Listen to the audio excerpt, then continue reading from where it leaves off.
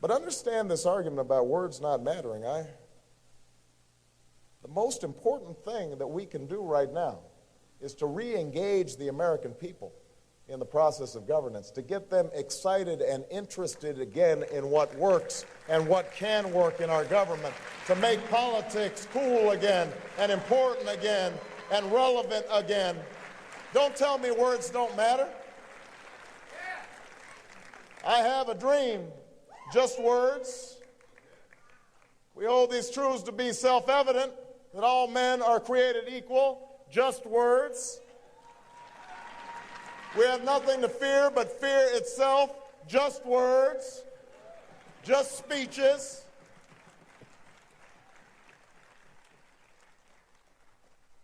It's true that speeches don't solve all problems, but what is also true is if we cannot inspire the country to believe again, then it doesn't matter how many policies and plans we have, and that is why I'm running for President of the United States of America, and that's why we just won 8 elections straight, because the American people want to believe in change again. Don't tell me words don't matter.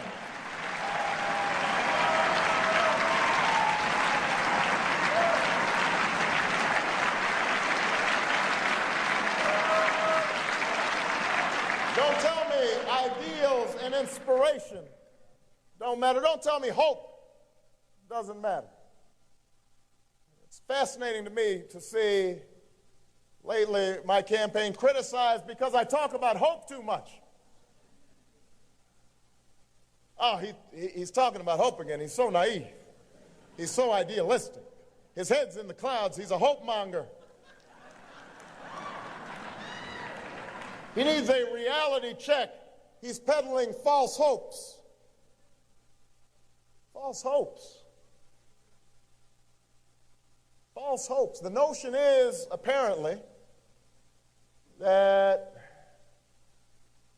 if you talk about hope, you must not have a clear view of reality.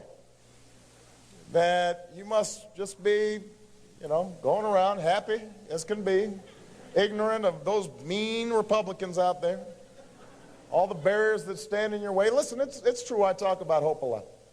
I talk about hope because it's very unlikely that I'm standing on this stage here tonight. I was born to a teenage mom. My father left when I was 2. I was raised by a single mother and my grandparents. They didn't have money and they didn't have wealth. They had no status. They gave me love, they gave me an education, and they gave me hope. And so I do talk about hope. We put hope on our signs. I delivered a speech in Boston about hope. I wrote a book called The Audacity of Hope.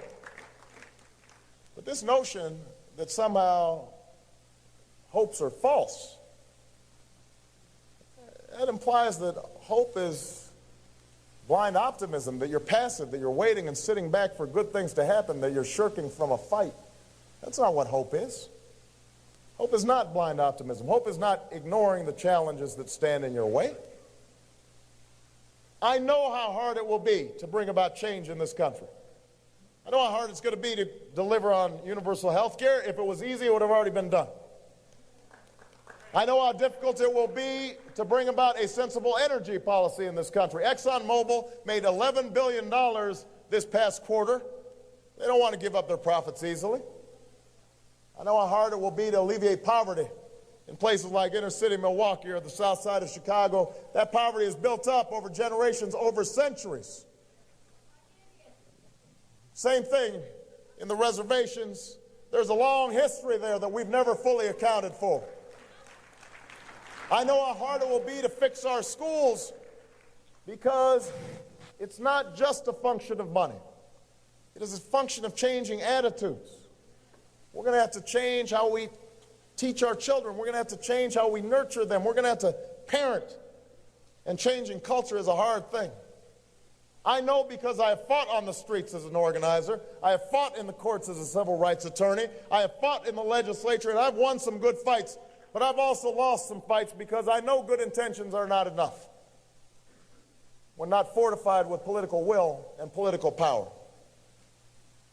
I've seen how politics can be used to make us afraid of each other. and how we turn on each other, how fear can cloud our judgment, and suddenly we start scapegoating gay people or immigrants or people who don't look like us or Muslims because our own lives aren't going well. I know how hard change is.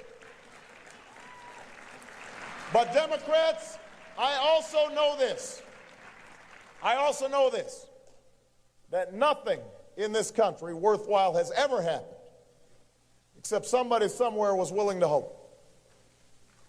That's how this country was founded, by that greatest generation, by that group of patriots that declared independence against the mighty British Empire. Nobody gave them a chance.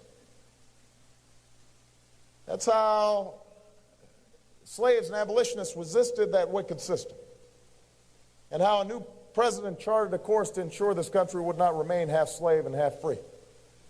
That is how the greatest generation, my grandparents' generation, my grandfather fighting in World War II, my grandmother staying behind with a baby working on a bomber assembly line, how that greatest generation defeated Hitler and lifted itself up out of a Great Depression. That's how we populated the West, pioneers with great courage but also hope.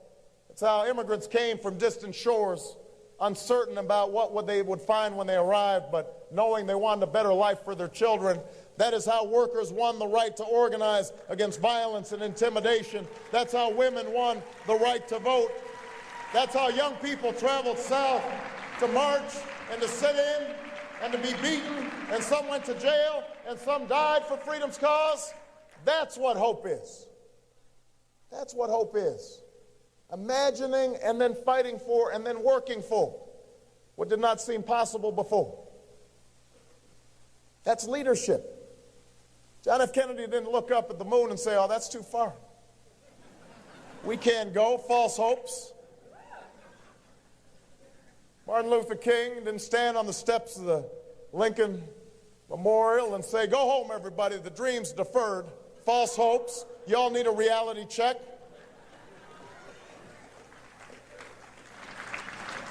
There is a moment in the life of every generation when that spirit of hopefulness has to come through if we are to make our mark on history. When we cast aside the fear and the doubt and the cynicism, and we stop settling for what the cynics tell us we have to settle for,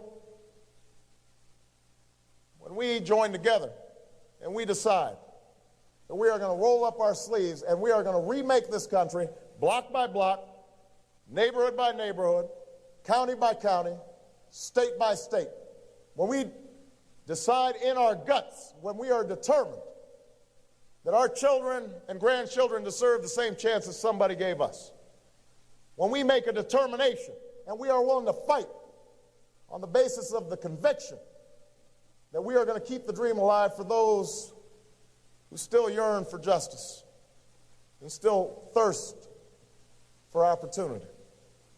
And Democrats, this is our moment. This is our time.